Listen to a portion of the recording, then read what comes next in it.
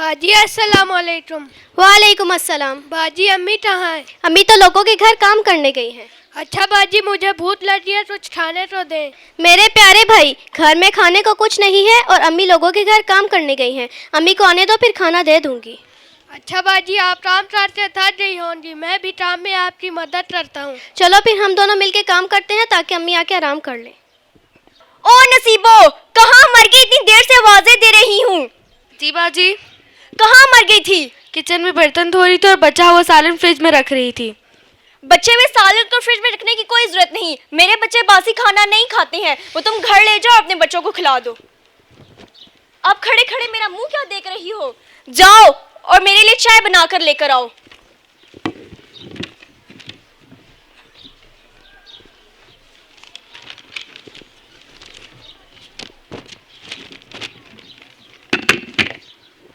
बाजी मेरा काम खत्म हो गया, अब मैं जाऊं?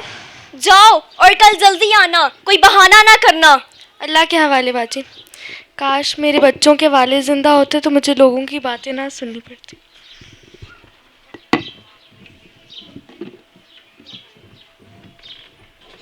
अम्मी अस्सलाम वालेकुम।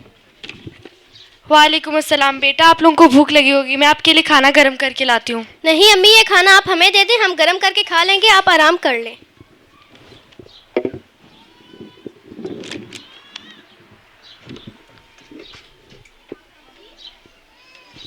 अम्मी, मेरे दोस्तों ने ईद के कपड़े खरीद लिए हैं, मैं ईद पर क्या पहनूंगा? मेरे पास कपड़े भी नहीं हैं। सब्र करो बेटा, अल्लाह कोई ना कोई बेहतर सबब करेगा। देखो बेटा, बाहर कौन आया है?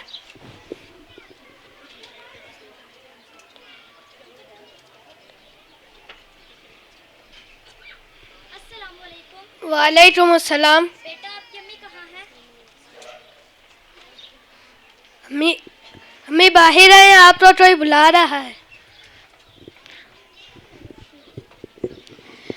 अस्सलाम वालेकुम बहन। वालेकुम अस्सलाम। बहन, ये मलिक साहब की बीवी आई है आपको राशन और कपड़े देने। शुक्रिया बहन, अल्लाह आपको बहुत दे। शकील, कहाँ हो? इधर आओ। मलिक साहब की बीवी की एक अच्छी सी तस्वीर बनाओ।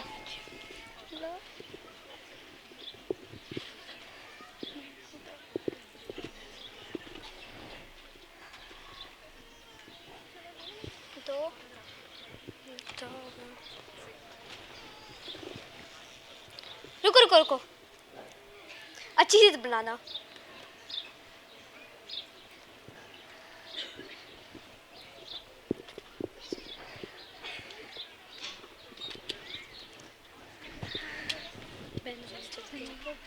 बहन, अब हम चलते हैं। आप बैठे, चाय पी कर जाएं। नहीं, हम लोग ऐसी जगहों पे बैठ के चाय नहीं पीते।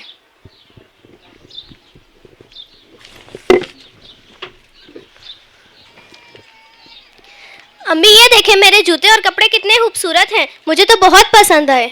बहुत प्यारे हैं। अम्मी ये देखें, मेरे भी बहुत प्यारे हैं। बहुत प्यारे हैं, अब इन्हें रख दो, ईद के दिन पहन लेना।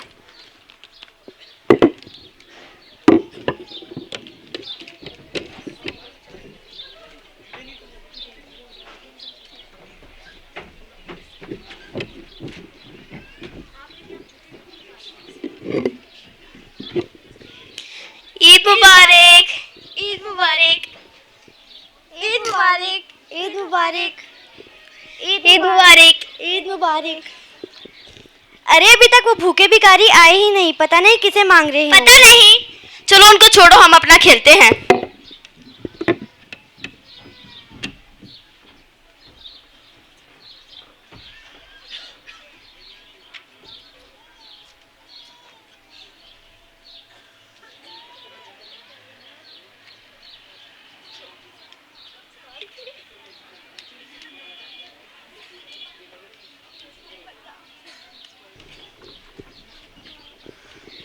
अम्मी अस्सलाम वालेकुम, ईद मुबारक।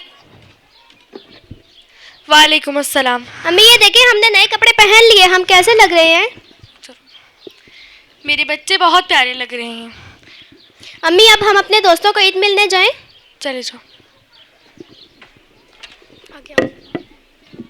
अस्सलाम वालेकुम, ईद मुबारक, ईद मुबारक, ईद मुबारक। अरे ये तो वही है जिनके घर उस दिन मलिक साहब की बीवी आई थी और उनको कुछ कपड़े और राशन देकर गई थी। हाँ, ये तो वही है। आज ये नए कपड़े पहनकर कितने नखरे दिखा रहे हैं। यही तो वही भूखे भिखारी हैं। भूखे भिखारी, भूखे खाने वाले, मांग के खाने वाले, भूखे भिखारी। अम्मी, गली के बच्चे हमें भूखा भिखारी और मांग के खाने वाला कहते हैं। हमें बहुत शर्मिंदगी होती है। सब्र करो बेटा, हमने उनसे मांगा नहीं था, वो तो अपनी खुशी से आए थे। हम अम्मी, तो आप मेहनत क्यों रो करके रही कमाते हैं? हैं। कुछ नहीं बेटा। अच्छा अम्मी, आप जाके आराम कर ले।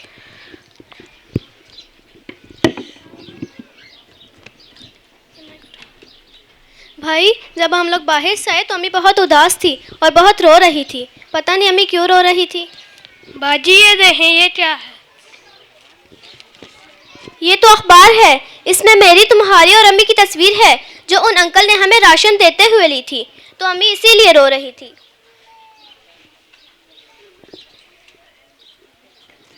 चलो मैं उन अंकल को खत लिखती हूँ। अंकल, आपको मालूम है हम बहुत छोटे थे जब हमारे अब्बू अल्लाह को प्यारे हो गए। अब्बू के जाने के बाद अम्मी को घर से निकाल दिया गया। हम दर बदर की ठोकरें खाते रहे। अम्मी लोगों के घरों के बर्तन साफ करती, जो पैसे मिलते उससे हम अपना पेट भरते। अम्मी का पेट तो लोगों की गालियाँ सुनकर ही भर जाता। कल अम्मी फिर रो रही थी। रोते रोते वो सो गईं। मैं उनका सर डुबाने लग गई। सर डुबाते डुबाते मेरी नज़र उनके पास पड़े अखबार पर पड़ी। उस पर मेरे भाई और अम्मी की आपसे कपड़े, जूते और राशन वसूल करने की तस्वीर थी। मैं समझ गई अम्मी क्यों रो रही थी।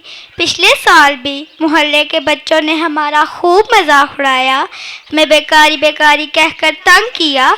अंकल, आपसे दरख्वास्त है कि अपने कपड़े और जूते वापस ले जाए। अम्मी के आंसू मुझसे बर्दाश्त नहीं होते। आपसे एक और दरख्वास्त है कि अगर किसी गरीब की मदद किया करें तो उसकी तस्वीर अखबार में ना दिया करें। उसके बाद जो तकलीफ़ उसको होती है उसका आपको अंदाज़ा नहीं है। अल्लाह ताला हमें नेकियां छुपाने और गरीब की इज़्ज़त नफ्स का ख्याल रखते हुए उसकी मदद करने की तौफीक अता फरमाए। आमीन।